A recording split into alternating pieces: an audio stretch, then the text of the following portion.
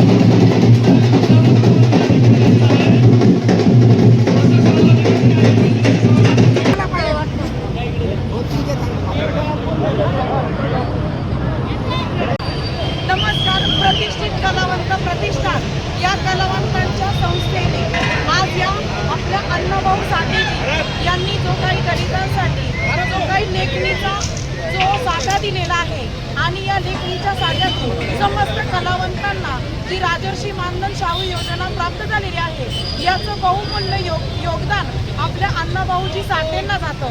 आणि या कार्यक्रमास्तव आज जो पुतळ्याचं अनावरण होत आहे, या पुतळ्याच्या अनावरणासाठी आपल्या प्रतिष्ठित कलावंत प्रतिष्ठानचा आणि मराठी संस्कृती वाघमारे भाऊ यांच्या सुद्धा संस्थेचा एक खारीचा वाटा म्हणून यांना अभिवादन करण्यासाठी प्रतिष्ठित कलावंत प्रतिष्ठानमधील सर्व पदाधिकारी आणि सभासद वृंद इथं उपस्थित झालेले आहे. आणि अण्णाभाऊ साठेंच्या पुतळ्याला आपण जो काही पुष्पहार अर्पण करत आहोत. आणि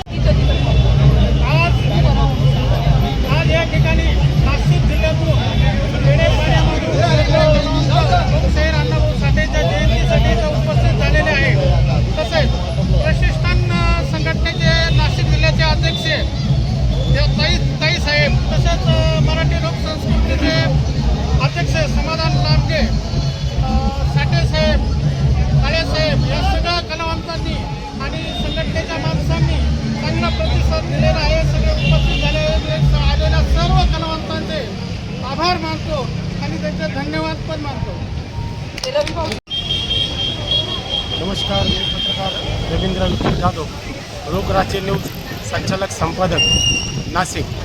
आज नाशिक येथे लोकशाहीर अण्णाभाऊ साठे यांच्या 106व्या जयंतीनिमित्त प्रतिष्ठित कलावंत आणि या कलावंत समितीच्या संस्थापक अध्यक्ष निलिमाताई हुले यांच्या मार्गदर्शनाखाली संपूर्ण नाशिक जिल्ह्यातील कलावंतांनी या ठिकाणी लोकशाहीर अण्णाभाऊ साठे यांना त्यांच्या जयंतीदिनी या ठिकाणी अभिवादन केलं आहे.